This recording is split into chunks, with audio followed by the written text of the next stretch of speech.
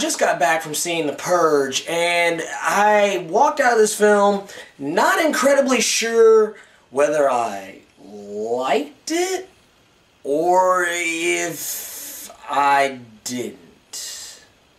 Back a few months ago when I first saw the trailer for The Purge, the first thing I thought about was, wow, this is a really crazy premise. I mean, it's so original and dumb that it has to work.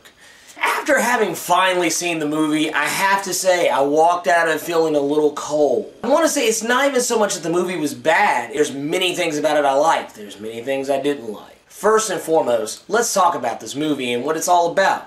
So, the year is 2022. Apparently there was this Great Depression type event going on, and it caused a lot of chaos. It caused a lot of poverty. It caused unemployment rates to skyrocket. It just really caused the world to be a much uglier place than what it is. Basically, these forefathers come in and say, hey, look, once a year, let all these motherfuckers kill each other. Because you know what? That'll make everybody feel better. It'll make the world better. It'll make America better. And if it makes America better, it's gotta be right. Now there's this new law that once a year for 12 hours in a day, they let the entire state of America just go crazy, go hog wild. Yeah, you know, pick off everybody. Take out, take out the ex-girlfriends, take out the bullies, take out your old teachers who used to give you F's all the time. Hey, that dickhead boss of yours, go fucking kill him, because you know what? The Purge allows this to take place. That's basically the story in a nutshell. You have Ethan Hawke, who is a salesman who sells these really awesome alarm systems and, I guess, security setups that allow people during the Purge to stay safe. And that's basically how we get our principal character.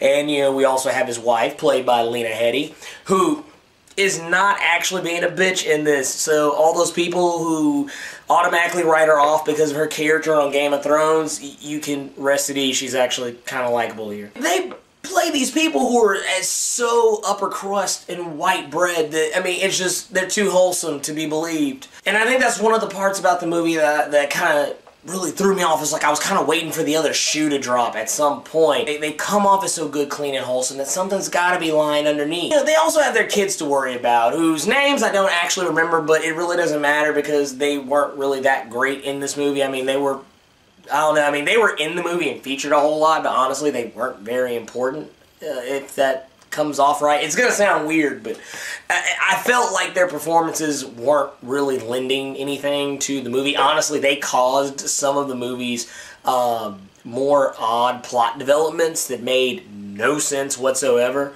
The Purge begins, so they set up their house. They bring down the security doors. I mean, this place is walled up like Fort Knox. But while all this is going on, as you may have seen in the trailer, a random dude is being chased down by these people who are, taking part of the Purge. They're taking part of this act that happens once a year. It's normal now at this point. It's been going on for a while. What does one of the kids do? He decides that he wants to let this guy in, save him from those who have their right to kill whomever the fuck they want. Ultimately, the kid invites trouble into their home, and it just so happens there is a band of overly psychopathic people who are borderline comic book villains. They basically decide that, hey, you know what, you fucked up our kill, so you know what, we're just gonna fuck with you for the rest of the night. This is actually where the movie did kind of win me over a little bit. This is one of the few things I took away from where I was like, dude, this was actually pretty cool. Reese Wakefield comes in, and he is playing the main stranger. I want to say he's actually listed as the polite stranger.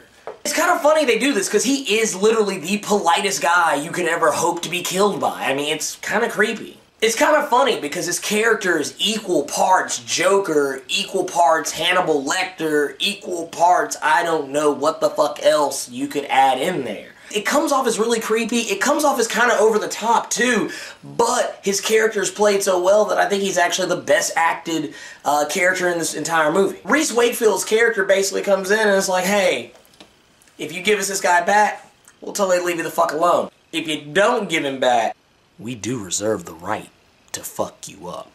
And that's really all there is to it. The movie goes on from there. As the movie rolls out, it regresses into a lesser type of film. It's like it goes from being just a really middle-of-the-road social commentary to kind of a generic thriller. It's one of those where it's kind of a paint by the numbers at a certain point. I mean, the first and second acts of this movie are the strongest parts of the film. Once you reach the third act, that is when they stick the landing entirely. The rest of the movie at that point kind of feels like somebody was like, hey, look, we don't really know how to end this, so, fuck it, let's just wrap this shit up the best way we can. There's a ton of Deus Ex Machina in this film. If you don't know what that means, you should probably read a book.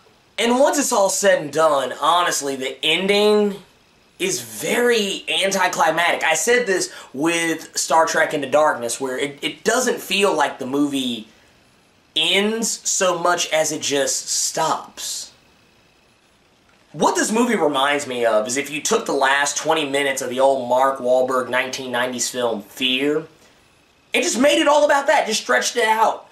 I mean, and that's not even really a bad thing, but it's just, I don't know, I felt like it wasn't done very well. I mean, it kind of gets in its own way at times. It feels like it doesn't even want to be as good of a film as it could have been. This actually would work better if it was a Twilight Zone episode. I mean, I don't really want to go into it a lot because The Purge is one of those films. I feel like, you know what, it's actually worth watching. Do I feel that it's worth going out and spending, you know, $8 or $10 on it? No, not really. If I had to really say it, I would give this movie a must-see on TV. All in all, I will say this, when the tense moments occur and the film is trying to build up that angst and, you know, kind of catch you off guard with certain elements, it does do a good job. But man, it is that third act that just drives this film into the grave. So guys, you tell me, what was your favorite home invasion movie? Don't forget to comment, like, and subscribe, and stay tuned for more content.